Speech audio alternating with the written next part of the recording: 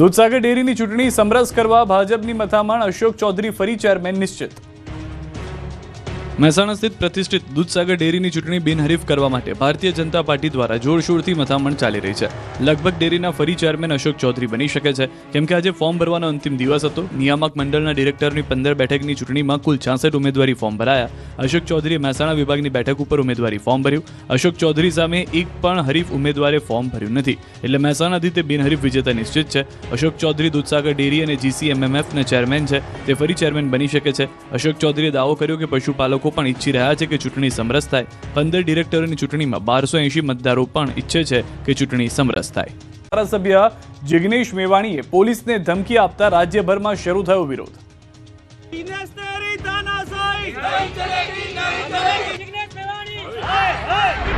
વડગામના ધારાસભ્ય જિગ્નેશ મેવાણીને પોલીસને ધમકી આપવી, ધારાસભ્યનો રોફ જમાવવો અને દાદાગીરી કરવી ભારે પડી ગઈ છે।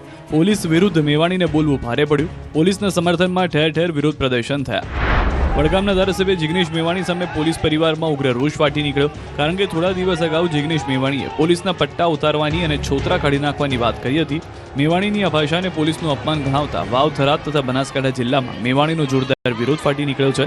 થરાદમાં જિગ્નેશ મેવાણી હાય હાયના નારા સાથે પોલીસ પરિવાર કલેક્ટર કચેરીએ પહોંચ્યા। વેપારીઓએ પણ દુકાનો બંધ કરીને પોલીસ પરિવારને સમર્થન જાહેર કર્યું। બીજી તરફ જિગ્નેશ મેવાણીના મત વિસ્તાર વડગામમાં પણ પોલીસ પરિવારોએ વિરોધ નોંધાવ્યો। બનાસકાંઠાના વડગામમાં ધારાસભ્યના વિરોધમાં પોલીસ પરિવાર મેદાને।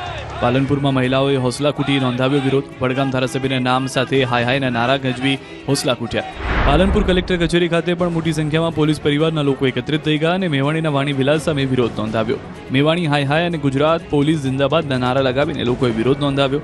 થરાદ પોલીસે ધારાસભ્ય જિગ્નેશ મેવાણીના અયોગ્ય વર્તનને લઈને પ્રેસ નોટ જાહેર કરી, જેમાં મેવાણીના વાણી વિલાસને વખોડી કાઢ્યું। પોલીસે દાવો કર્યો કે ટોળાની વચ્ચે ઉભા રહીને મેવાણીએ અશોભનીય અને ઉગ્ર ભાષાનો ઉપયોગ કરી કામગીરીને ગેરમાર્ગે દોરવાનું કામ કર્યું છે। આ તરફ પાટણમાં પોલીસ પરિવાર અને સમર્થકોએ જિગ્નેશ મેવાણીનો વિરોધ કર્યો। હેડક્વાર્ટર ખાતે પોલીસ પરિવાર તેમજ સમર્થકો એકઠા થઈ રેલી યોજી।